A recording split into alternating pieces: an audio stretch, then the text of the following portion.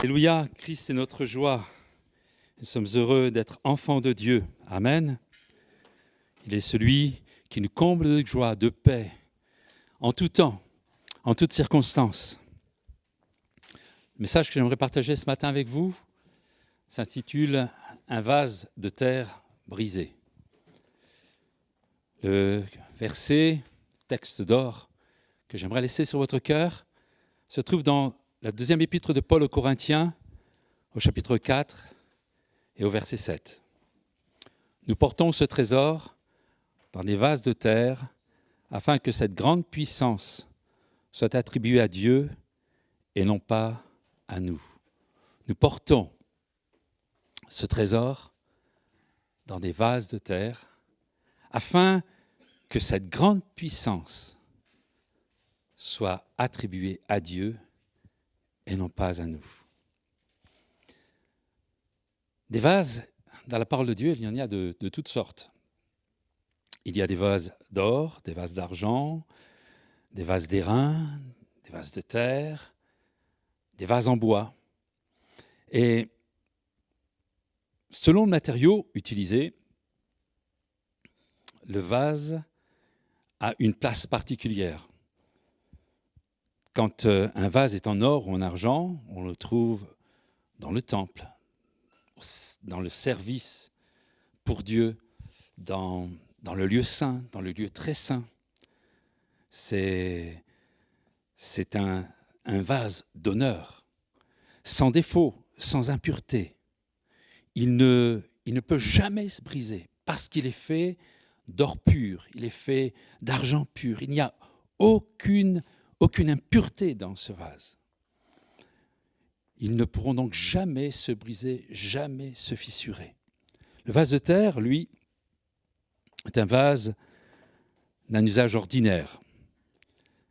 C'est le seul vase qui peut être brisé. C'est ce vase de terre.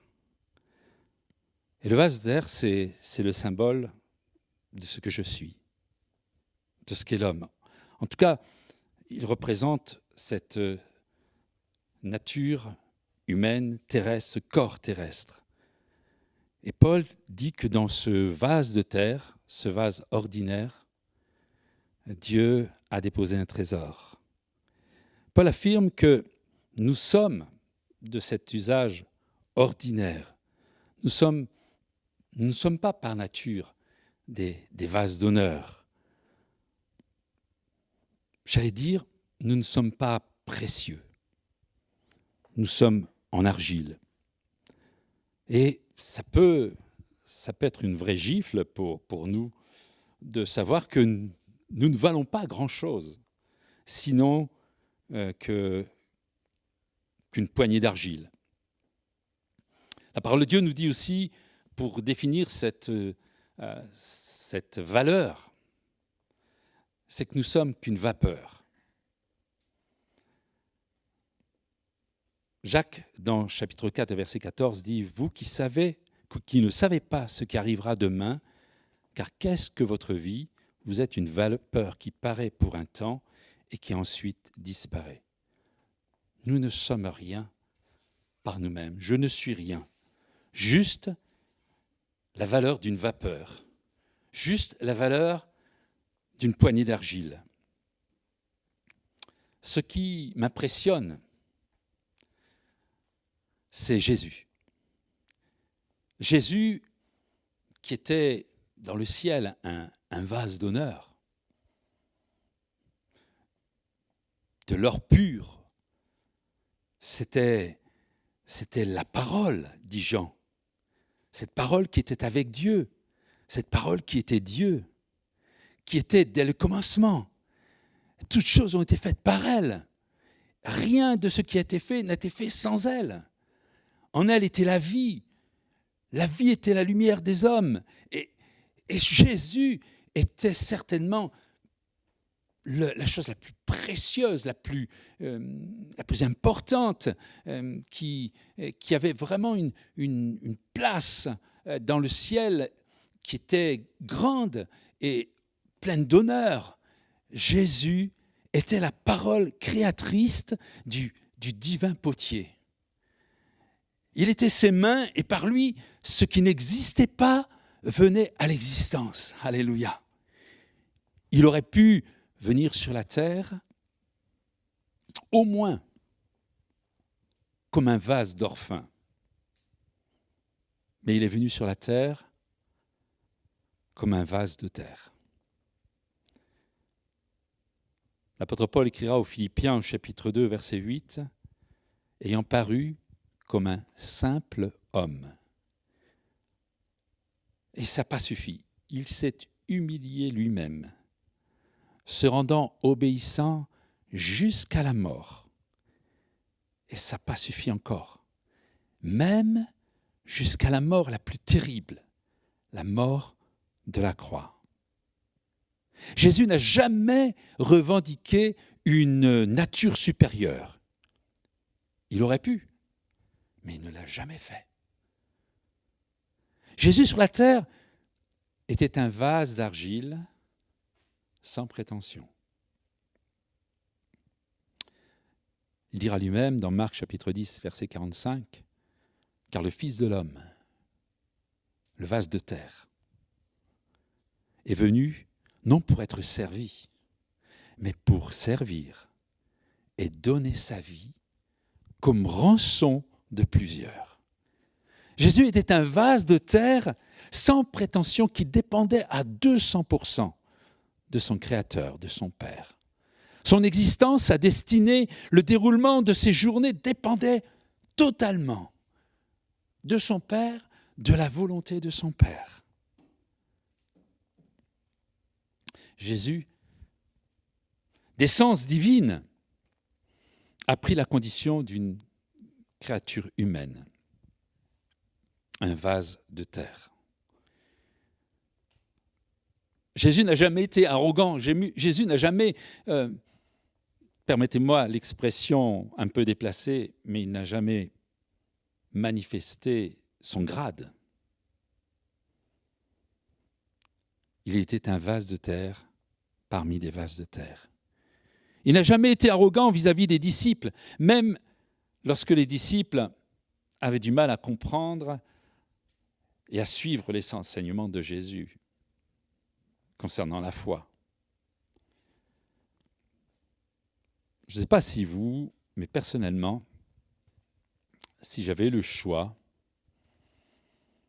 entre être un vase de terre et un vase d'honneur, j'aurais choisi d'être un vase d'honneur. Et Jésus m'impressionne par ce cœur pour s'abaisser, pour être semblable à ce que nous sommes, des vases de terre, qui ne valent pas grand-chose. Et ma première pensée que j'aimerais laisser sur votre cœur, c'est aussi intelligents que nous pouvons être, aussi doués que nous pouvons être, par nous-mêmes, nous ne valons rien. Mais nous pouvons prendre de la valeur. Un jour, une femme est venue à Jésus avec un vase qu'elle avait payé très cher. Dans Matthieu 26, verset 7, il parlait de cette femme qui s'approcha de lui avec un vase d'albâtre enfermant un parfum de grand prix. Ce n'était pas tellement le vase qui avait une valeur, mais c'était le contenu qui coûtait cher. Il renfermait un parfum de grand prix. Si le contenant est ordinaire, le contenu est extraordinaire. Si le contenu est ordinaire dans un contenant ordinaire, la valeur reste bien faible. Mais si le contenu est précieux, l'ensemble, vase et contenu, deviennent précieux. Et si nous sommes les porteurs d'un trésor, nous devenons précieux. Alléluia. Je ne sais pas si vous avez entendu ce qui s'est passé dans un village où une mairie a acheté une maison. Une maison ordinaire, qui ne coûtait pas très cher. 135 000 €, c'était pas très cher pour une maison. C'était certainement une bicoque. Une maison sans valeur, qu'ils ont dû d'abord vider, nettoyer. Et ils ont continué à sortir les cartons de cette maison. Et soudain, dans un carton, ils ont trouvé des lingots d'or et des pièces d'or. Soudain, la maison prenait une valeur extraordinaire. Et je me mets à la place de l'ancien propriétaire qui a dû se dire, mais pourquoi j'ai vendu cette maison ? Je ne savais pas que dans cette maison, il y avait un trésor. Et je me suis fait avoir. Il ne savait pas qu'il était millionnaire. Paul a écrit, et c'est ce verset central de ma méditation de ce matin, c'est « Nous portons ce trésor dans des vases de terre ». Qu'est-ce que c'est que ce trésor ? Ce trésor, c'est Jésus. Ce trésor, c'est notre Seigneur Jésus dans nos cœurs, dans toute son expression. Ce trésor, c'est Jésus en nous.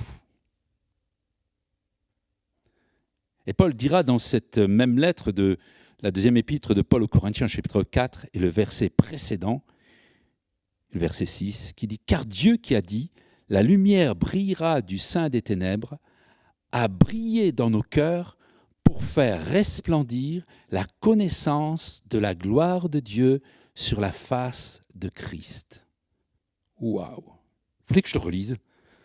Parce que c'est juste extraordinaire. Regarde ton frère, regarde ta sœur. Et dis-lui, le Seigneur fait briller dans ton cœur sa lumière pour faire resplendir la connaissance de la gloire de Dieu sur la face de Christ. Soudain, notre valeur change. Parce que Jésus, la lumière du monde, vient dans un vase de terre. Ces vases ordinaires que nous sommes deviennent, en un instant, au moment où Jésus entre dans nos cœurs, deviennent des vases extraordinaires. Ils deviennent sel et lumière du monde. Un vase de terre sans valeur devient, en Jésus-Christ, un vase précieux au milieu des ténèbres. Un vase précieux dans une génération qui se perd. Un vase précieux au milieu de ses frères et de ses sœurs. Cette pensée, je vais la garder dans mon cœur. Cette pensée, nous sommes amenés à les garder dans nos cœurs, non seulement pour bénir Dieu, parce qu'il a fait de nous, qui étions sans valeur, des hommes et des femmes de valeur, mais c'est aussi pour pouvoir voir mon frère et ma sœur avec toute la valeur en Jésus-Christ.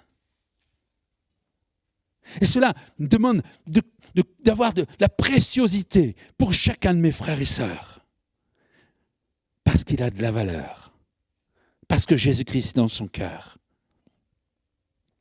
Et ce vase de terre, prendre cette valeur non pas par ce qu'il est, mais c'est par ce qu'il contient.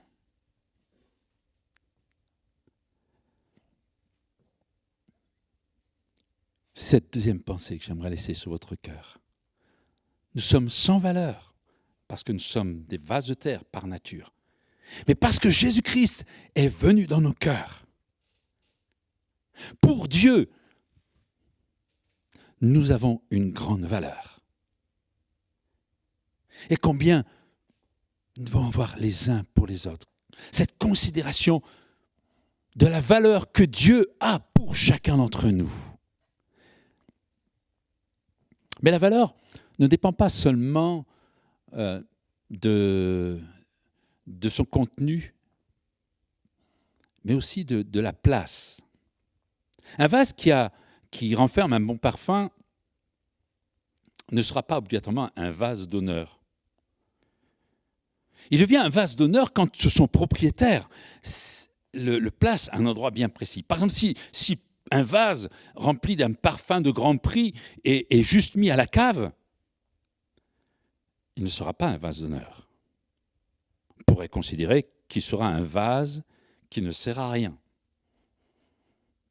Un vase d'un usage vil. Alors, le vase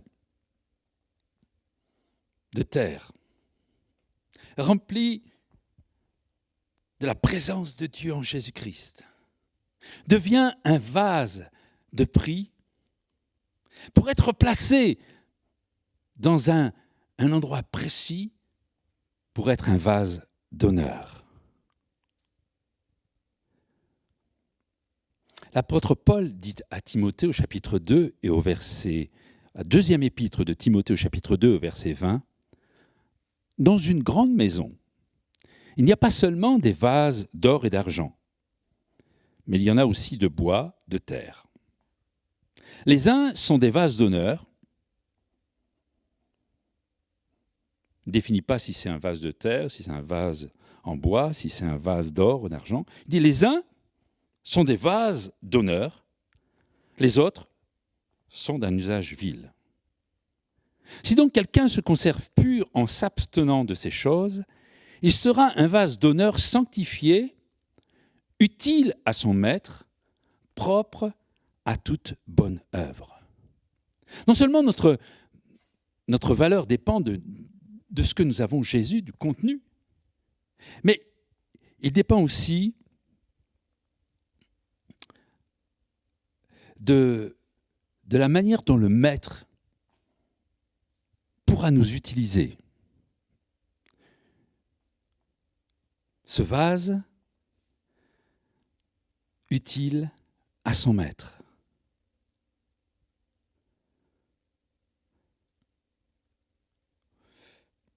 Nous pourrions mettre sur un vase une belle étiquette. Vase d'honneur. Et ce vase devient tout de suite un objet de collection.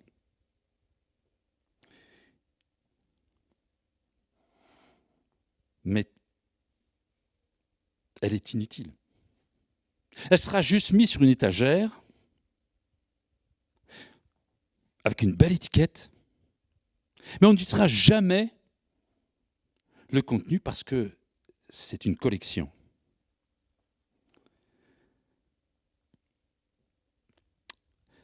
J'ai une petite cave à la maison et dans ma cave, il n'y en a pas beaucoup, mais il y en a quelques-unes.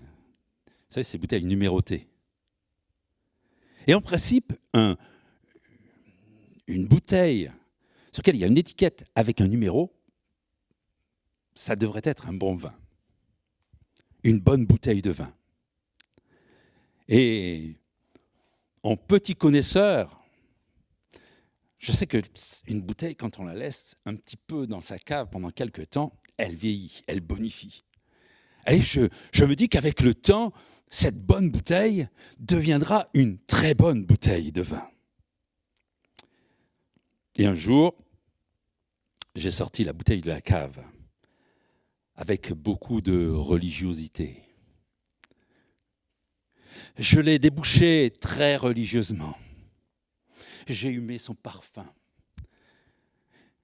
Et jusqu'à cet instant, c'était une bonne bouteille de vin imaginaire. C'est uniquement quand je l'ai versée dans un beau verre digne d'un bon vin que j'ai goûté ce vin, qu'il est arrivé sous mon palais et que j'ai pu dire, c'est un bon vin. C'est un vin d'exception. Ou alors, si, malgré la numérotation, malgré les années qui ont passé, le vin est bouchonné, je dirais, c'est juste une piquette, du vinaigre. La bonne bouteille, le vase de terre, peut contenir à la base quelque chose de très bon. Mais il est véritablement très bon quand le contenu se répand à l'extérieur. Quand le parfum qui est dans ce vase de terre, ce parfum de grand prix, commence à se répandre dans la pièce. Et cette femme qui était venue avec ce vase de terre, avec ce vase d'albâtre, rempli d'un parfum de grand prix, il a été reconnu comme un parfum de grand prix quand elle l'a répandu sur Jésus. Jésus dit une parole qui m'a souvent interpellé. Jésus dit qu'il n'est hors de l'homme rien qui, entrant en lui, puisse le souiller. Mais ce qui sort de l'homme, c'est ce qui le souille. Oh, Jésus est assez direct. Mais en fait, c'est ce qui sort de nous qui manifeste si nous sommes effectivement ce vase avec un trésor. Tant que ce vase n'a pas révélé son contenu, elle est en théorie. Il est en théorie un vase de valeur. L'étiquette sur ce vase le classe dans les vases de valeur. Mais quand ce vase, ou pour reprendre mon exemple, cette bouteille, livre son contenu, c'est alors qu'elle confirme son appellation. Vase de valeur. Bouteille de qualité. Parfois, j'ai eu le privilège d'ouvrir une bouteille de vin avec une étiquette tout à fait ordinaire. Elle avait vieilli comme la bonne bouteille dans ma petite cave. Et quand je l'ai ouverte, j'ai été scotché. Un vrai nectar. Il n'avait pas... L'extérieur, l'étiquette ne disait rien. Au contraire. Mais sa vraie valeur a été manifestée lorsqu'on a retiré le bouchon.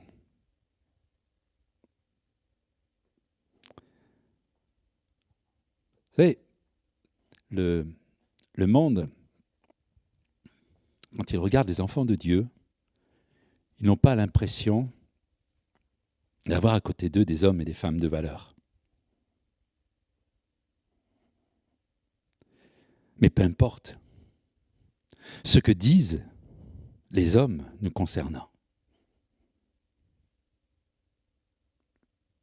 Et même Jésus dit que quand on ouvre la bouteille de ce parfum qui est en nous et qu'on laisse exhaler ce parfum, l'apôtre Paul dit que pour les uns, nous sommes une odeur de vie et pour les autres, nous sommes une odeur de mort.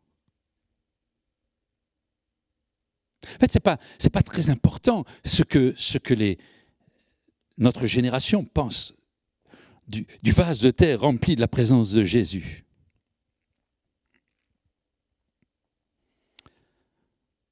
Durant les semaines qui viennent de passer, j'ai eu à cœur de lire des livres sur l'époque communiste où, en URSS, les chrétiens étaient persécutés. Je lisais dans ce livre que le KGB détruisait le témoignage des chrétiens et des chrétiennes, répandait des faux témoignages, prenait des photos et les déformait pour faire croire que les chrétiens étaient des personnes complètement dépravées. Et on les mettait en prison. Pire encore, on les plaçait dans des centres psychiatriques. On considérait que le vase de terre qui a Jésus-Christ en lui est un fou. On les mettait dans des hôpitaux psychiatriques et on leur faisait subir toutes sortes de choses. Et dans ces milieux sordides, le parfum qui était dans le cœur des chrétiens se répandait. Se répandait au milieu de voleurs, de meurtriers, de gens véritablement qui étaient sans valeur. Et parmi ces hommes et ces femmes qui étaient juste avec un passif horrible, le parfum qui émanait de ces chrétiens au témoignage détruits par les hommes, là, dans ces milieux sordides, le parfum accomplissait son œuvre. Et des hommes et des femmes, ayant accompli des choses terribles, ont eu leur vie transformée. Ils ont donné leur cœur à Jésus. Ces personnes au cœur monstrueux, ces vases de terre qui étaient totalement déformés, ont été remplis de ce parfum qui est Jésus et sont devenus des vases de valeur. Il est pour moi important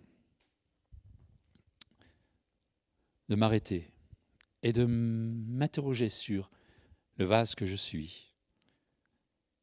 Quel est le parfum qui émane de ma vie? C'est assez simple en fait. Un bon parfum ne peut pas répandre une mauvaise odeur. Un bon parfum répand toujours une bonne odeur. Jacques, au chapitre 3, verset 11, dit « La source fait-elle jaillir par la même ouverture l'eau douce et l'eau amère? Un figuier, mes frères, peut-il produire des olives ou une vigne des figues? De l'eau salée ne peut pas non plus produire de l'eau douce.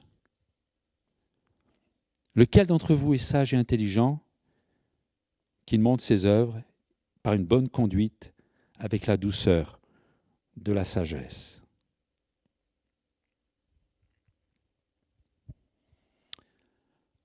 Dans ce même livre que je lisais, au milieu de cette persécution, le KGB réussissait à corrompre des enfants de Dieu avec de l'argent, avec des douceurs, des facilités, avec de l'aisance, pour qu'elles deviennent des dénonciateurs ou dénonciatrices. C'était des hommes et des femmes. Et loin de moi de les condamner parce que je ne sais pas, à l'heure où je vous parle, quelle position j'aurais prise. Il faudrait que je sois dans cette position pour dire voilà ce que j'ai fait. C'est pourquoi je dis avec beaucoup d'humilité, beaucoup de tristesse aussi. Parce que ces hommes et ces femmes qui étaient remplis du bon parfum de Jésus-Christ ont cédé à cette tentation.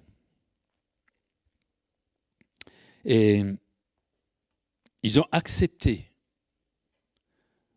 de dénoncer des enfants de Dieu. Et ce sont devenus des vases qui ont répandu une mauvaise odeur. Un jour, un responsable qui savait que parmi l'équipe de responsables, il y avait un dénonciateur. Elle s'est, parce que c'était une femme, elle s'est adressée à chaque personne en particulier. Et à chacun, elle a dévoilé un secret. Et à celui qu'elle considérait comme le dénonciateur, elle lui a dit le lieu où l'Église allait se réunir. Et bien sûr, le dénonciateur est parti avec son information pour la donner au KGB. Et pendant qu'il était parti pour informer le KGB, la responsable a dit « J'ai décidé de changer de lieu.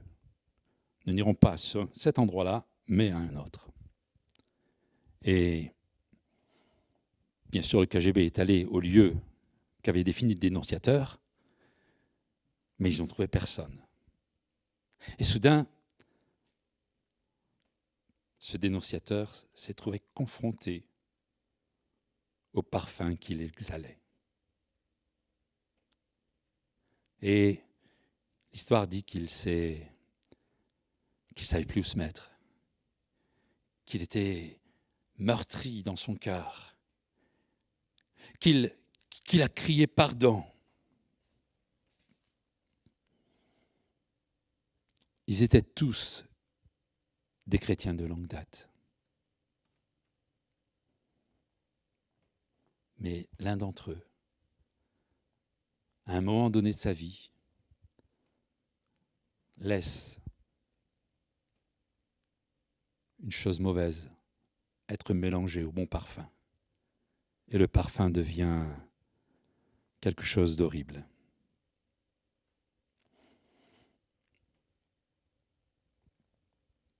Je me souviens de ce chrétien. J'étais jeune, j'étais en formation et nous avions des formations théoriques et des formations pratiques en entreprise. Et l'un d'entre eux, il m'impressionnait. Il était toujours avec sa Bible. Dès qu'il y avait une pause, il lisait sa Bible. Et nous sommes partis en entreprise. Et lui, il est parti avec sa Bible. Et pour moi, il m'impressionnait. Je considérais comme quelqu'un de très spirituel. Personnellement, à cette époque-là, je lisais ma Bible, mais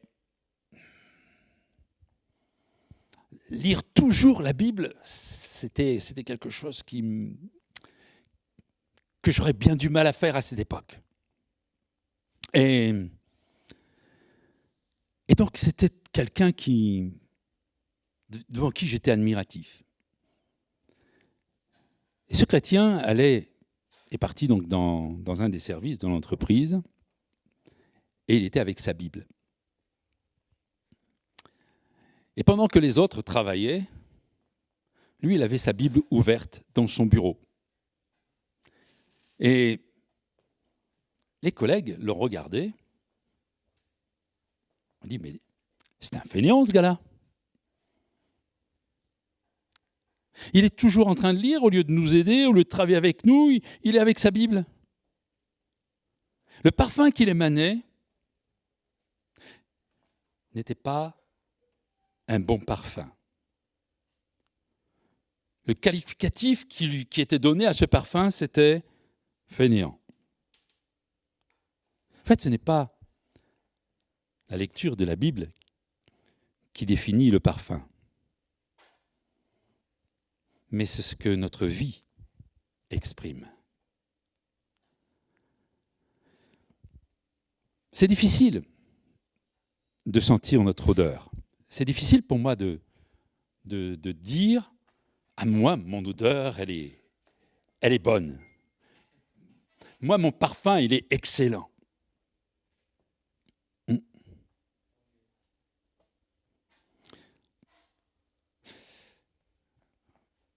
Mais heureusement, il y a des personnes qui sont autour de moi. Et particulièrement, j'ai la joie, l'avantage d'avoir une épouse qui ne mâche pas ses mots pour dire les choses. Et quand j'émane un bon parfum, elle me dit que c'était bien. Mais quand j'émane un mauvais parfum, elle est capable de me le dire.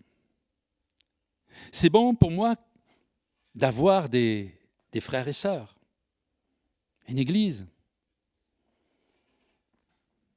Mon frère Gilbert, mon frère Jean-Yves, à mes côtés. Parce que eux, ils vont me dire, Jean-Pierre, là, ton parfum, il n'est pas de qualité. Et je trouve que cela est salutaire. Capable d'entendre mon frère, ma sœur, mon épouse, l'Église, me dire là, Jean-Pierre, il faut que tu corriges. Et de reconnaître et de me repentir.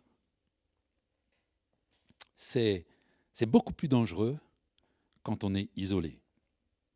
Quand on ne veut pas entendre les frères et sœurs ce qu'ils nous disent. Quand on pense qu'on émane toujours le meilleur parfum. Je bénis Dieu pour les personnes qui sont autour de moi et qui peuvent dire la qualité de mon parfum. Et voyez-vous, il y a quelque chose qui est extraordinaire dans ce que Dieu construit. Parce que c'est lui qui construit l'Église et nous sommes les uns et les autres des frères et sœurs. À qui nous pouvons dire, mon frère, ma sœur, tu as de la valeur. Mais est-ce que tu me permets d'ouvrir le bouchon de ton vase pour que je puisse me régaler du parfum de ton cœur? Ô combien notre parfum est important. Il est juste le révélateur de ce que nous sommes. Je vais terminer cette pensée avec vous en donnant ce titre que le parfum d'une bonne odeur est une grâce. Nous portons ce trésor dans des vases de terre et ça c'est une grâce. Non pas pour avoir une belle étiquette sur laquelle est écrit « vase de valeur ». Non. Mais nous portons ce trésor dans nos vases de terre afin que cette grande puissance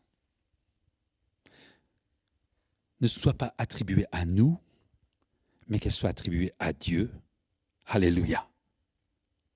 Jamais un vase ne décide de son contenu. Jamais un vase ne décide de sa forme. Jamais un vase ne décide de son utilisation. Nous pourrions penser, alors que nous sommes décideurs de rien, Dieu est souverain. Comme l'argile dans les mains du potier, c'est le potier qui décide. C'est le potier qui décide la forme, c'est le potier qui décide l'utilisation, c'est même le potier qui décide la transformation. Et ce potier, qui est notre divin potier, qui est notre Dieu, a décidé de donner à chacun une place particulière, une forme particulière, une odeur particulière. Et si Dieu m'a choisi pour être un vase contenant de l'eau, juste pour désaltérer mon frère, ma sœur qui a soif, alors, merci Seigneur, d'être juste un vase rempli d'eau, qui peut bénir par ce trésor, parce que l'eau c'est un trésor. Si Dieu m'a choisi pour être un vase dans lequel on mettra des fleurs coupées pour embellir une maison, alors merci Seigneur. Si tu m'as placé comme un ornement qui réjouit les yeux et l'odorat des fleurs qui émanent ce parfum. Si Dieu m'a choisi pour être un vase avec un parfum de grand prix, alors merci Seigneur, je veux être ce vase avec ce parfum de grand prix. Parce que le contenu en moi, qui s'appelle Jésus, c'est juste une grâce. Et je ne peux pas, et nous ne pouvons pas nous enorgueillir de ce qu'est notre valeur. C'est Dieu qui décide de faire de nous ce qu'il veut pour manifester sa puissance. Au travers d'un vase qui contient de l'eau, comme d'un vase qui contient des fleurs, que d'un vase dans lequel il y a un parfum de grand prix.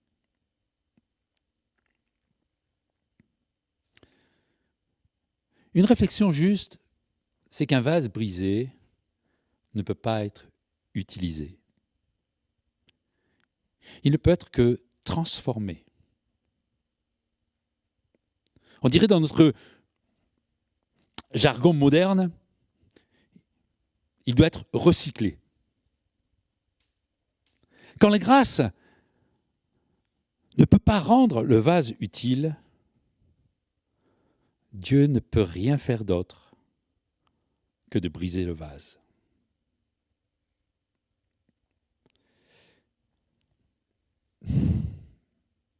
Et c'est un avantage. Seul le vase de terre peut être brisé, broyé dans les mains du potier pour redevenir un vase utile.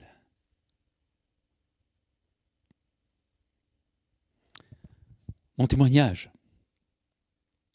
ma folie, mon orgueil, ma bêtise m'ont conduit à faire ce que j'avais envie de faire, en laissant de côté ce que je connaissais, la volonté de Dieu. Et cette bêtise, cette folie, ce refus de se laisser conduire par Dieu a conduit ma vie à une vie inutile, voire une vie de destruction, voire une vie perdue. Je pensais être un beau vase intelligent. En fait, j'étais un vase stupide et égoïste. Alors Dieu m'a brisé. Alors Dieu m'a broyé pour me donner une nouvelle forme. Et aujourd'hui, je peux dire avec sincérité, je suis honoré de ce que Dieu ne m'a pas abandonné. Dieu aurait pu laisser ce vase sans intelligence. Il aurait pu l'abandonner, le mettre dans une poubelle, parce qu'il ne pouvait pas l'utiliser. Mais Dieu a fait autrement. Dieu en a décidé autrement. Il a décidé de me briser. Il a décidé de me broyer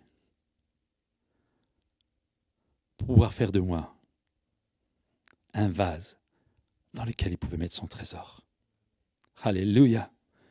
Frères et sœurs, je suis honoré d'être ce vase brisé, recyclé, transformé. Je connais d'autres jeunes comme moi qui, comme moi, ont voulu être ces vases qui ne font qu'à leur tête, que selon leurs principes. Et pour eux, le fait d'être brisé, ça a été une révolte. Révolte contre Dieu. Ils ont levé leur poing vers Dieu, en rageant. Dieu, t'es juste une histoire. Dieu, tu n'existes pas. Dieu, tu n'es pas amour.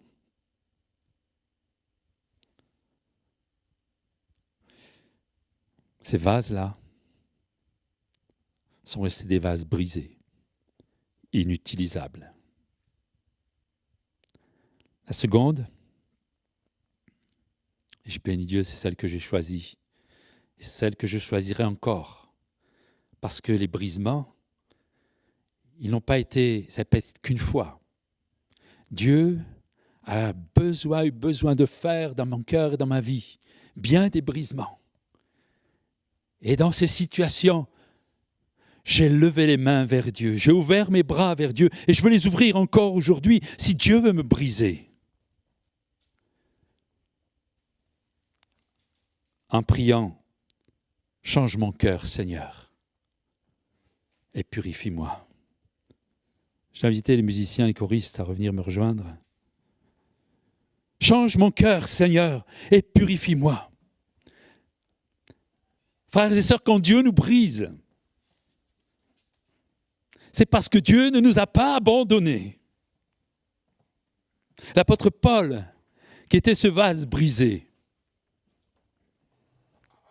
dira dans 2 Corinthiens chapitre 4 et verset 8, « Nous sommes pressés de toute manière, mais non réduits à l'extrémité, dans la détresse, mais non dans le désespoir, persécutés, mais non abandonnés, abattus, mais non perdus, portant toujours avec nous dans notre corps la mort de Jésus, afin que la vie de Jésus soit aussi manifestée dans notre corps, car nous qui vivons, nous sommes sans cesse livrés à la mort à cause de Jésus, afin que la vie de Jésus soit aussi manifestée dans notre chair mortelle. » Je n'ai jamais vécu le brisement de l'apôtre Paul. Je n'ai jamais vécu le brisement de Jésus. Mais ce que je remarque, et ce que je remarque en Jésus-Christ, c'est que le vase brisé, Jésus, a inondé le monde entier d'une odeur de vie éternelle, d'un salut éternel. Son parfum a traversé les générations. Et encore aujourd'hui, l'homme peut être béni parce qu'il y a 2000 ans, plus de 2000 ans, le vase brisé sur la croix, a encore son efficacité aujourd'hui. L'apôtre Paul, sans cesse livré à la mort, à cause du nom de Jésus-Christ, dans l'objectif de répandre une bonne odeur de vie par le vase brisé qu'il est, par sa vie brisée, a écrit dans 2 Corinthiens 4, verset 16. « C'est pourquoi nous ne perdons pas courage.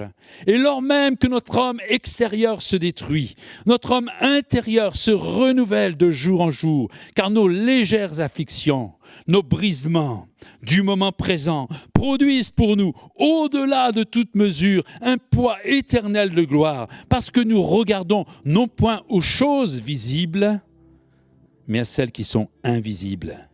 Car les choses visibles sont passagères, et les invisibles sont éternels. » Alléluia. Dieu opère des changements dans nos cœurs. Dieu opère des changements au milieu des hommes et aussi au milieu de l'Église. Frères et sœurs, face à des épidémies, à cette pandémie, nous pourrions lever le poing contre Dieu et dire « Dieu, qu'est-ce que tu fais? Pourquoi tu n'as pas préservé ton peuple ?»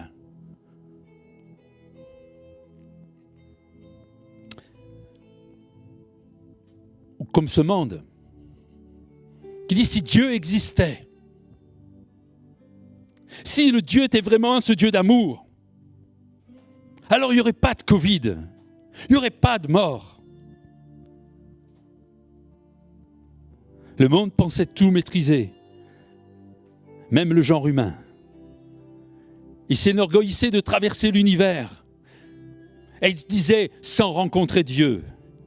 Il construisait une société avec des faux dieux. Mais soudain, et nous sommes en train de vivre quelque chose d'être vraiment prophétique. Dieu est en train de briser notre société.